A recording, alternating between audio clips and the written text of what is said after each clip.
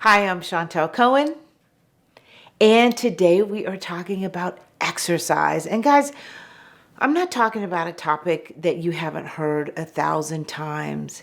It really is something that I like to talk about at least once a year because we need to recalibrate. Summer is upon us, and we all think, okay, I've got to get into that bikini or those swim trunks or the Speedo rather. I always love to tease about men getting in Speedos.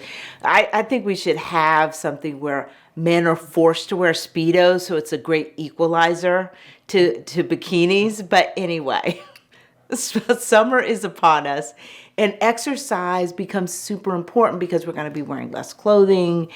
It's a time where we tend to vacation more, go to those family reunions. You want to look good. And yet, really, it's all about up here. I know it does a tremendous amount for the body, but I can't tell you guys how much it does for the brain. I literally, and I'll tell you what I do. I do weight training twice a week. I typically exercise. I could do some sort of cardio, usually between five to 7 days a week. A bad week for me would be 5 days.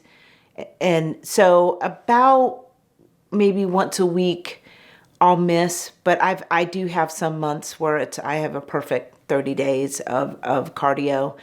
And then I typically walk, and I don't walk a tremendous amount.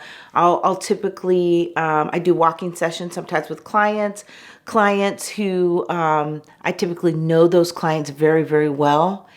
And especially if my clients have a little bit of depression, or it's just simply a nice day and we want to get out. And so we'll walk together and talk. I will say that I do not do the walking sessions with clients I don't know well, because for me, those facial expressions, being able to understand their intonations, etc., for them to really know me. And so if I am on a phone conversation with somebody, I can easily say, hey, you know what? Okay. I'm hearing something in your voice. What am I hearing? And so whatever you can do, and the reason why I'm telling you this is if you have meetings and you're on the phone and you don't have to have your face on, go for a walk. It's really helpful. And so the only reason why I walk is kind of to set my circadian rhythms, to get myself outside, to make sure that I kind of recalibrate as a human being. I don't have a goal of making sure I get a certain amount of steps in as I'm walking outside. I'm not trying to get a certain amount of miles in. I am simply doing it to make sure that I clear my head, or I'm in a space like with a client in which it's conducive to my overall mental health.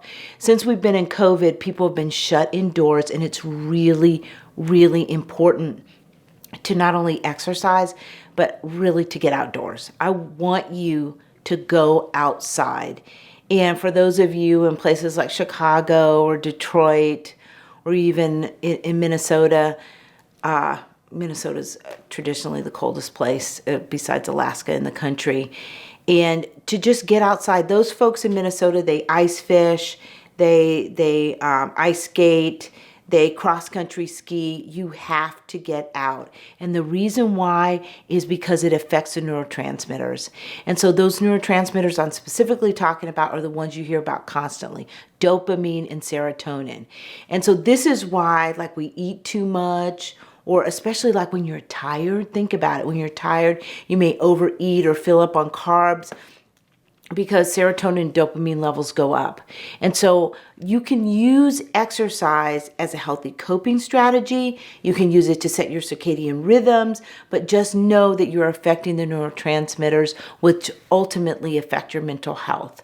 And so, for example, and I've talked about this in some of my videos, is let's say you've gone out with your friends and you drank a little bit too much. You wake up the next day and you're hungover, and you may notice that you feel a little shaky, nervous. It's one is the body is getting rid of the alcohol, but your serotonin levels and your dopamine levels are in the toilet. at this point. You're much more likely to have an anxiety attack, a full-blown panic attack where you're feeling like heart rate is elevated. And so that's why you're more likely to be emotional, but on edge, because those neurotransmitters, they are so, so important. And what exercise does is it keeps them level. It makes sure that they're either up or they're not falling down into the tank. And so, guys, if you want to make important change, we always talk about journaling or making sure you meditate, but exercise is important. We're the same animal we were a million years ago. We need to move. Despite all of our conveniences, etc., you have got to move. There is all sorts of peer-reviewed studies that talk about the benefits of stress reduction, that people with depression and anxiety, it helps manage anxiety. And think about it, guys, if your dopamine levels, serotonin levels are in the toilet, you are definitely going to feel more anxious. You're going to definitely feel more depressed. So move your body. I wouldn't worry about so much like, oh my gosh, I've got to look great in this bikini. Just move your body. Even if you go outside for 15 minutes. If you've got a dog, walk your dog.